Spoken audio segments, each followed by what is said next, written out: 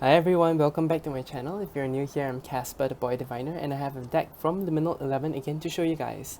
Thank you Liminal 11 for sending me this deck. I really liked the art of this deck when I first saw it last year, I think when they announced that they were releasing this deck this year. So I'm really happy to be able to show you guys this deck, the Seed and Sickle Oracle deck. But before I begin, let's go through the box again. It's the same kind of box as the rest of Liminal 11's work. I mean, it is nice so that you can put all the boxes together if you have a Liminal 11 collection.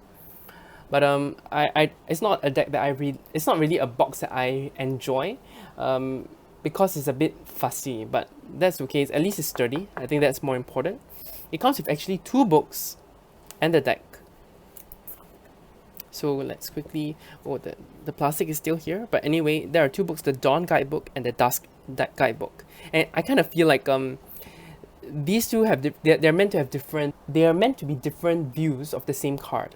So they both cover the same card. Pulling off the plastic. Okay. But I feel like this is kind of like how tarot, right? How we read upright and reversed kind of tarot. Upright and reverse meanings. So this is kind of similar to that. It's more about the usage. So for Dawn, it's for new projects, new relationships or revitalization, about taking care of your body and your mind. It's more for the Dusk one. So this is more for I feel like kind of taking care, whereas this is more for like starting something new. So that's something interesting about this deck. Okay, and they're really chunky with full color, so that's amazing. And I really like the inside because it's that kind of paper that you can write on. So I really like this, and I prefer soft cover than hard cover. I know some people prefer hard cover little white books. I prefer this. So 2 chunky guidebooks here. I'm going to place them aside and we can look through the cards now. Okay, first 0, the Seed, very full energy, so I think that's pretty good. Birch, this is so beautiful, that red ribbon. So when I see red ribbon like this or red thread, I think about the Chinese mythology about I think we call him Yue Lao, a man living on the moon that actually ties people together, destiny. So Birch. Let's take a look at the 2 guidebooks. Let's look at the Dawn one first. Oh, there are little quick readings. This is amazing. This is so good. I don't have to actually flip to it. Community, trusting in others, collaboration. Very 3 of Pentacles energy, I'm guessing. So it does seem that the deck is actually split into different suits in a way: spring, summer, fall, and winter. But you can see this. Very nice. If you rely on friends, okay, very good, very good. I like this. This is pretty specific. Let's look at the Dusk, just for a little comparison. So for the Dusk is also spring, summer, fall, and winter. And they also have a quick reading guide. And the Birch is different. It's about having strength to overcome difficulties and to focus on all these things, whatever these things mean. I think about regeneration and rebirth. So very good. I really like this. I like it. I think you can read it for both meanings at the same time if you want. Really depends on what you're getting. Oh yeah, here are the backs of the cards. Beautiful. Let's continue. Lily of the Valley. So it's very I forgot to mention this, but this is a kind of a botanical deck. Bracken. I love the hand. Very nice. Wisteria. Beautiful. Buttercup. Very joyful. That kind of joyful feeling. Poppy with a skull. Very interesting. Let's take a look.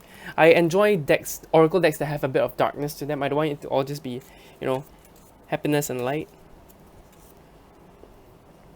Yes, so it is really about addressing feelings of grief and regret.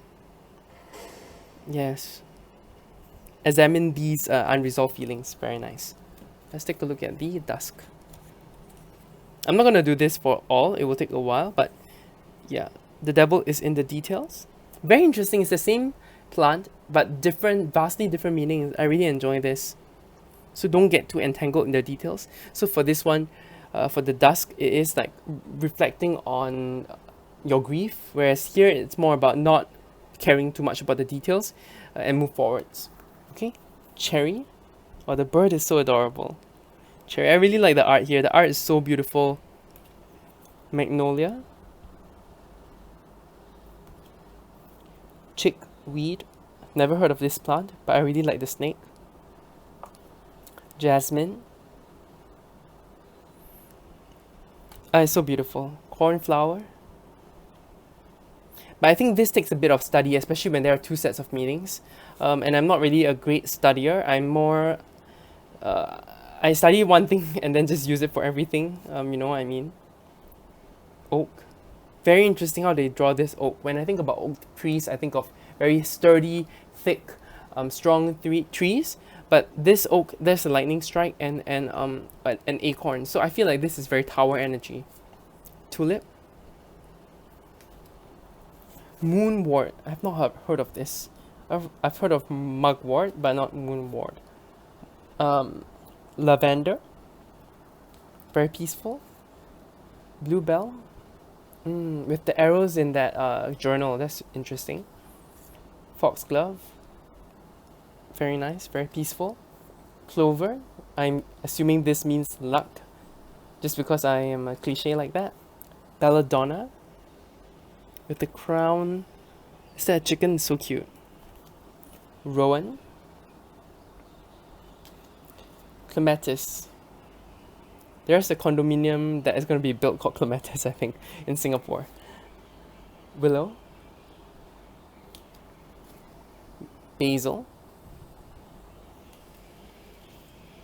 Daisy. Very nice, very simple. Hops. I've heard of hops. I've never seen it before. Let's take a look. Voracious growing habits. So it's an explorer. So it's asking you to explore more, quickly move through those obstacles. Yep. Okay, interesting. Hawthorn. Feverfew. Mustard. Maybe something spicy here. Asphodel. Mushroom. There are many types of mushrooms though, so I don't know what this one is. Interesting. Oleander. Dandelion. So interesting, yeah, because the dandelion that I'm used to is full of, you know, the fluff, but these are like kind of stripped bare already. Elder, very powerful. You know, they always said the elder wand in Harry Potter, for example. Ivy. Growing. Ragwort.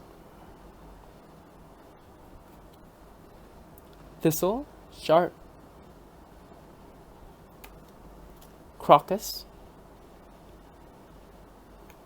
Strawberry. This makes me think of you know, the Prisma Vision strawberry card. But this is a different vibe, it's more gentle. Blackthorn. Looks very magical. I really like how it's sprouting from the hand. Rose. Another way of looking at roses, you know, normally we see roses as that the bud that is about to burst. This is fully open roses. This is so beautiful. And this is darker than I thought for rose. Verbena. I don't know how to pronounce this, but very nice imagery. There seems to be some sort of conflict that is a standstill. Elder. Alder. Not sure. Bramble. Again with that red thread. Citrus. This is so cute. The Conite. The horn. This very Hierophant energy based on the imagery. Holly. Oh, so cute. This is so cute. This is a delightful deck. The art is really nice. Mistletoe. Is mistletoe poisonous? Is this why there are swords here? Chamomile. Again, peace. Very lavender vibes. Very nice. Mandrake. The signs of life, I feel. Henbane. Datura. Connection. Reaching out. Apple. And then very nice. Sickle. So the first is the seed and the last one is the sickle. And I feel like those two are different from the rest because the rest are all botanics. Okay, let's just give it a shuffle. So I mean, you guys already know there are 54 cards in this deck, mostly botanical. Oh, shuffles well, shuffles easily. It's not a glossy deck, which I appreciate. The size is just nice. Let's compare to a random tarot deck that I have lying around. Let's look at the Transient Light. So roughly the same size as the Transient Light. I don't know if the Transient Light one is the best comparison though. Let's look at the Lubanco Tarot. I think that's also a standard tarot size. So yeah, roughly the same size. Maybe a little smaller, but that's okay. Okay, yeah, it's a great size, great madness. I don't think it's I'm not going to reverse it, even though the backs are reversible.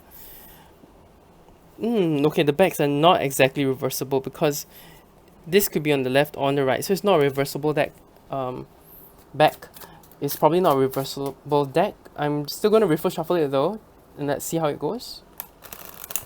Okay, reverse shuffles well, easy, and because it's fewer cards, it's easier to reverse shuffle. Maybe we can do a quick test reading here. I have not consecrated the deck, so I don't know how good this test reading will be, but you know, we always have to give things a go. Let's give this a go. What message do you have for everyone out there who's watching this right now? What advice do you have to share? Okay, I'm going to pick 2 cards, and then we're going to take a look at the guidebook for those 2 cards. Okay. Okay, this one.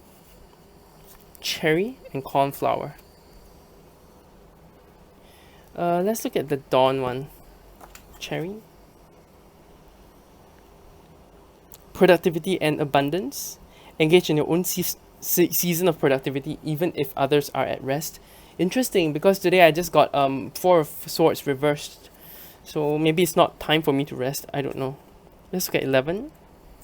Cornflower, the last of the spring. A situation or idea may seem unimportant. Okay, so it's not time to rest. It's time to really work and focus on what you have. And actually this time you might want to look at all details to see what kind of inspiration you can get from those smaller details. Okay, what a beautiful reading. Let's take a look at the Dusk guidebook and see what we get from there. 7, cherry. It's the perfect time to focus on what your body needs. So this one is the opposite, right? This one is telling you if you need more rest, get more rest. And then let's take a look at cornflower. It's not a bad thing to be unique and stand out. Okay, I like that. That's interesting. But when we did this reading, it's with the sole purpose of using the Dawn guidebook. So I think that was the reading itself. So I hope this reading resonated. I hope this review made sense. This first impressions gave you an insight into this deck. If you enjoyed my walkthrough, please leave a like and subscribe. It really helps me out. And you guys have a great rest of the day. You take care. Bye.